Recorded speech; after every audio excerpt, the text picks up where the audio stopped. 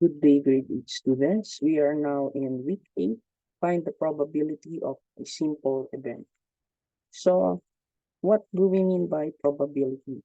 Probability means predicting what is likely to happen. So, meaning to say likely to happen. So, we're not going to sure if it is accurately will happen, but it has a chance. It talks about chances that this event will likely happen or occur. So for the formula of probability of a simple event, we have P of E. The connotation is P of E is then the formula is N of E, cardinality of E all over cardinality of sample space. So let's talk about our first example. So we have here what is the probability of getting ahead in tossing a coin. So we all know that a coin um, has a sample space of head and tail. So we have here a sample space for the coin. So we have head and tail. So the cardinality is 2. And for our event, we want head. So we want head. Cardinality is 1. So by having the formula, P of E is equals to N of E over N of S, a cardinality of event, over cardinality of sample space. You have here 1 over 2. So the probability is 1/2 or 1 over 2. So I would like to clear that when we talk about probability, the result is in fraction form. If it is in percentage form, that is the percentage. We're talking about the percentage of probability. But if we talk about probability of a simple event, that must be in fraction. What if the resulting fraction is 2 over 4? We're going to simplify it. If the fraction is not yet in lowest term, you get the lowest term of that fraction, and that's the final answer for our probability. Now, uh, a little bit of background. Probability is greater than 0, but greater than 0, or it can be greater than or equal to 0, and less than or equal to 1. So our probability will be this one, meaning to say the resulting answer must not be negative because that is greater than or equal to 0, and must not be exceeds to 1. Okay. So if we have 0, meaning to say unlikely happen. So for example, in tossing a coin, we want a body, but we don't have a body in coin. So that's 0, unlikely happen. Okay. Uh, if uh, if we have 1, that is exactly will happen. Okay. Or surely will happen. Okay. Uh, does not exceed to 1. Probability must not exceed to 1. And does not have negative value. So that's the range of our probability. That's the range of our result. So let's have the second one. So if we have a tail, so let's have the sample space. So the sample space for a coin is head and tail. So this cardinality is 1. No, 2. Sorry. And we want an event tail. The cardinality for this is 1. So getting the probability P of E equals n times E all over, sorry, cardinality of E rather, all over cardinality of S. So you have here 1. So how do we know if we're in the right track? So probability of getting head plus probability of getting tail, that must be equal to 1. Why? Because head and tail is a subset. Head and tail is a subset of the sample space of our coin. So you have here 1/2 plus 1/2, that is equals to 1 whole, 1. So the probability we compute is correct. Now, how about rolling a die? So in rolling a die, we want a prime number as a result. So let's have the sample space first. You have here 1, 2, 3, 4, 5, and 6. If we want 7, that is 0 because there's no 7 in a die. So we want prime. The cardinality for this is 6. So if we want an event prime, take note 1 is not a prime number. So we have 2, 3, 5.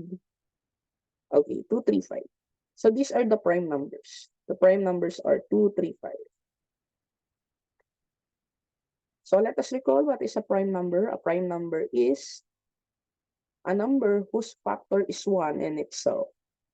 So you have here cardinality of E, which is 3. So getting the probability, P of E equals N of E all over cardinality of event over cardinality of sample space. So our event is 3, and sample space, the cardinality is 6. Since we have 3 over 6, that is 1. So the probability for getting a prime number is 1/2. Okay. How about probability of getting even number? So we're going back to our sample space. You have 1, 2, 3, 4, 5, and 6. So the cardinality is 6. And we want an even number, so 2, 4, and 6. So cardinality is 2. So getting the probability, P of E equals N of E, the cardinality of E over cardinality of sample space. You have 3 over 6 equals 1/2. So P of E equals 1/2. Okay. How about the probability of getting odd number? So if you have here S equals, we're still going back to the sample space. 1, 2, 3, 4, 5, and 6. So cardinality is 6. And the event we want is an odd number. So you have 1, 3, and 5. 7 is not included because the phase of die is only 6 phases. So the cardinality here is 3. So you have here P of E equals N of E, N of S. So that is 3 over 6 or 1/2. So P of E is 1/2. Okay. So to get if our answer is correct, probability of even plus probability of odd equals 1.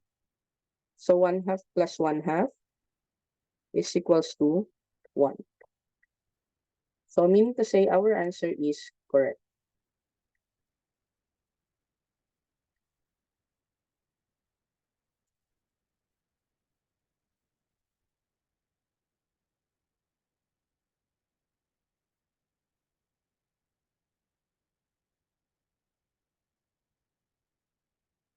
I have to do some adjustments here.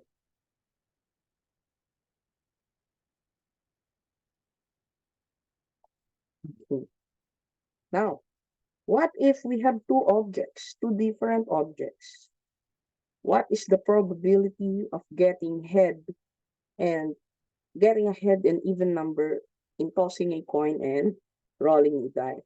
So, if we have two different objects, we apply the one of the techniques in our previous lesson, which is fundamental counting principles, or the FCP. So according to FCP, we have m times n. So for the rolling a die for a coin, have here 2. For a die, you have here 6. So you have here 2 times 6, that would be 12. So the cardinality for coin and die is 12. Now we want an event of head and even number. So that is 2 head, 4 head, and 6 head. Since we want even and a head. So the cardinality for this is 3. So we apply the formula P of E equals cardinality of an event over cardinality of sample space. So you have 3 over 12, that is 1/4. So the probability of this event is 1/4. P of E is 1/4. Next, what is the probability of getting tail and odd number in tossing a coin and rolling a die? So this time, we want a tail and an odd number. So we're still use the cardinality of 12 since we are referring to the same two different objects. But this time, we want a tail and odd number. So 1 tail, 3 tail, 5 tail. So the cardinality for this is 3. So P of E equals N of E over N of S. So that is 3 over 12. That is 1/4. P of E is 1/4. So the probability of getting a tail and an odd number is 1/4. Now, for our last example, what is the probability of getting head and tail in tossing 2 coins?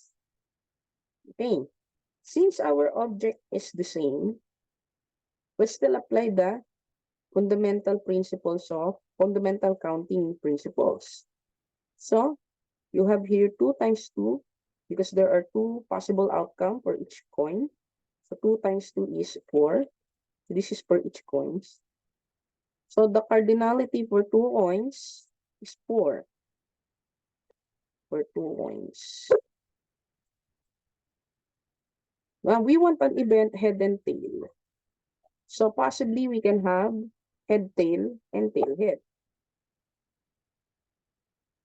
So the cardinality for this is 2. So applying the probability, you have P of E equals cardinality of E over cardinality of sample space. And that is 2 over 4. And 2 over 4 is 1. So probability of the event for these 2 coins is 1.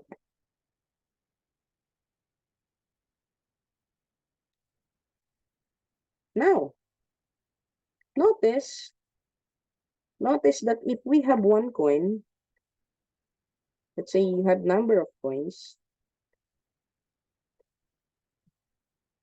then cardinality of sample space.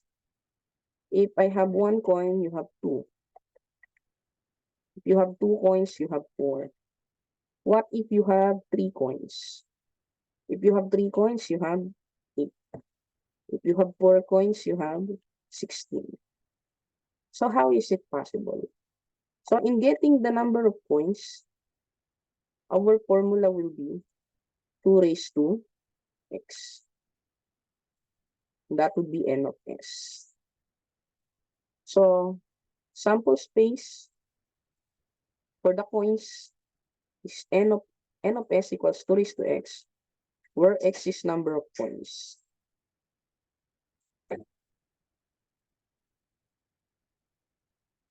So even you have 10 coins, then you have 10 coins, you have n of s equals 2 raised to 10. So that would be the number of possible outcomes. So how are we going to get the probability of a simple event? It's very simple. You get the number of, or you get the cardinality of the event divided by, or divided by the cardinality of sample space. You just get the ratio. And if the result is in fraction, see to it that the fractions are simplified. If not yet simplified, reduce it into lowest term.